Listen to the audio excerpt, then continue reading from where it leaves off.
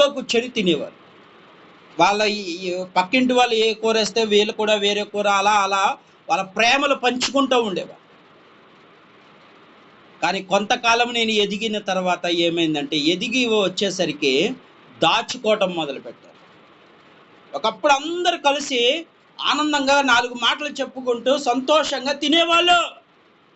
ఈ రోజున ఏమైతుందంటే, తలుపు చాటు దాచుకో, అమ్మో ఆమె వస్తుందిరా కూర దాసేయి, ఇదిగో ఆమె అడిగిద్దిరా, ఏంటిది, ఎక్కడ ప్రేమ ఉంది మీలో? దేవుడు ఎందుకు సహాయం చేయాలి? ఒకప్పుడు ఉన్న ప్రేమ ఏమైపోయింది? ఒకప్పుడు ఉన్న ఆనందం ఏమైపోయింది?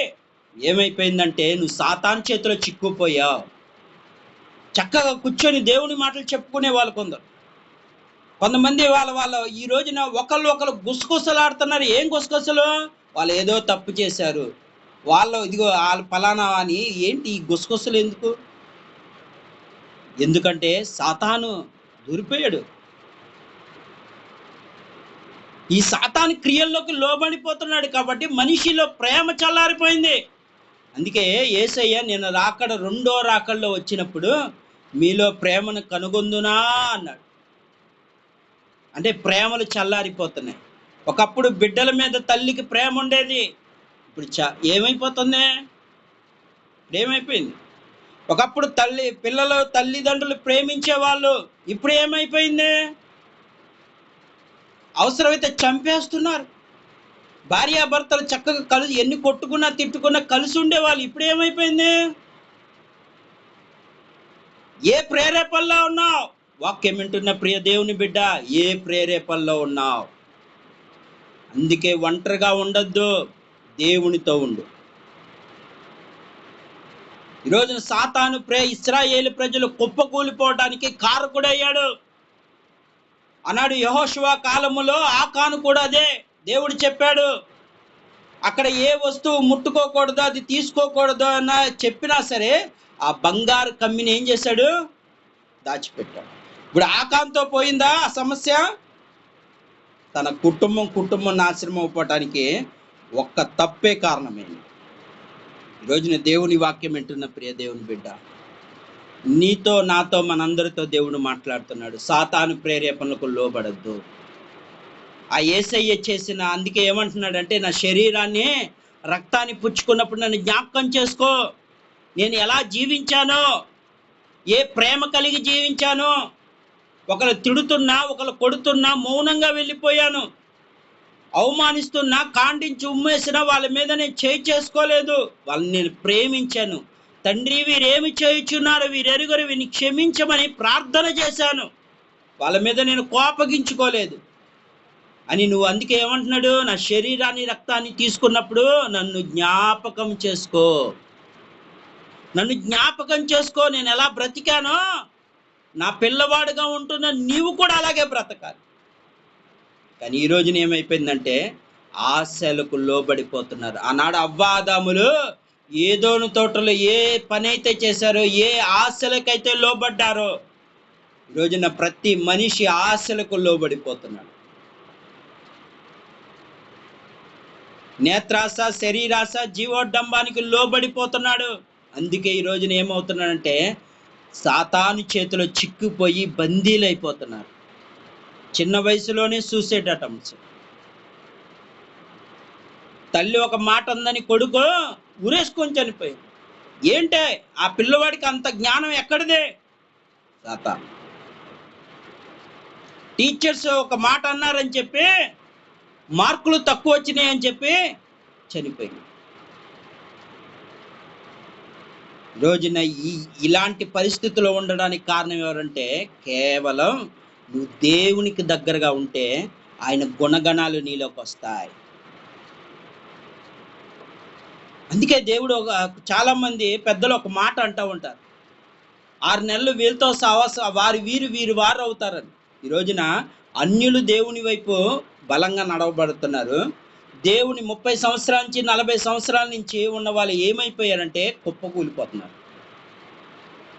మొదటివాడు కడపడివాడు అగుతున్నాడు, కడపడివాడు మొదటివాడు అగుతున్నాడు. పరిస్థితులు దిగజారిపోతున్నా ఏ మాత్రం సహాయం చేయలేని మనసు నీకే ఉందంటే కేవలం నీవు ఎవరివే? దేవుని పిల్లవాడవా? పరిశుద్ధ గ్రంథాన్ని చేత పట్టుకొని మందిరాల్లో అడుగు పెడతానికి నీకు అర్హత లేదు అని యెషయా గ్రంథంలోనే చాలా విలువైన మాట చెప్పాడు. నా మందిరము తొక్కుటకు నీకు అర్హత ఎక్కడిది? ఆయన కృప చప్పున నీకు అర్హత ఇస్తున్నాడు. అంతే, నీలో ఏ మంచి లేదు. రోజు నువ్వు వాక్యం వింటున్న ప్రియ దేవుని బిడ్డ, నీతో నాతో ఆయన చెప్తున్న మాట ఒక్కటే, లోబడద్దు సాతానికి. సాతాను వేసే ఉచ్చులకు లోబడితే నీ యొక్క జీవితం నువ్వే పతనం చేసుకుంటున్నావు. దేవుని యొక్క గుణగణాలు నీలో ఉంచుకో. ప్రేమ, శాంతి, సమాధానం, దయాలత్వము, దీర్ఘశాంతము, ఆశా నిగ్రహము, ఇలాంటి యొక్క 9 యొక్క ఆత్మఫలాలు నీలో ఉంచుకో. ఈరోజున ప్రేమలు చల్లారిపోతున్నాయి.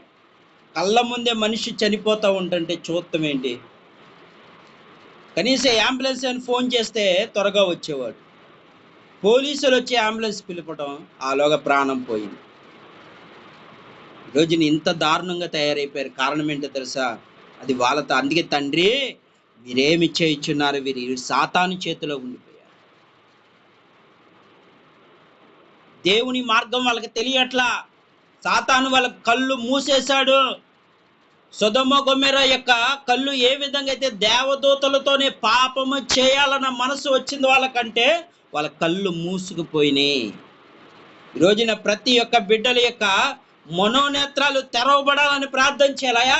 నా మూసిపోయిన కనులు, నేను హింసకుడను, శోధకుడును, భయంకరమైన వాడని నేను, అలాంటి నా కనులకున్న పొరలు తెగిపోయినాయి అని పౌలు అంటున్నాడు. సౌలుగా ఉంటున్న అతను పౌలుగా మారాడు. అనన్య ప్రార్థన చేయగా కంటికున్న పొరలన్నీ తొలగిపోయి శ్రేష్టమైన కనులు వచ్చినాయి. ఈ దేహానికి వెలుగు ఏంటంటే నీ కనులే. ఈరోజు ఈ కళ్ళతోనే కదా బంగారాన్ని ఆశిస్తున్నావు, ఈ కళ్ళతోనే కదా ధనాన్ని ఆశిస్తున్నావు, ఈ కళ్ళతోనే కదా పొరుగువారి ఆస్తిపాస్తులు ఆశిస్తున్నావు, ఈ కళ్ళతో చూసే కదా. అందుకే ఈరోజు దేవుడు చెప్తున్నాడు, ప్రియ దేవుని బిడ్డ, నీ కళ్ళు తేటగా లేవు కనుకనే అనేక యొక్క పాపపు క్రియలు మొదలైనవి. నీ కన్నులు తేటగా లేవు కాబట్టే నీ తల్లిని నువ్వు ప్రేమించలేకపోతున్నావు, నీ తండ్రిని నువ్వు ప్రేమించలేకపోతున్నావు. నీ ముందు వాళ్ళని నశించిపోతూ వేదంలో ఉంటున్నా బంధువులైనా స్నేహితులు చూసి నువ్వేం చేస్తున్నావు అంటే చూసి చూడనట్టు వెళ్ళిపోతున్నావు. అదే కష్టం నీకొస్తే,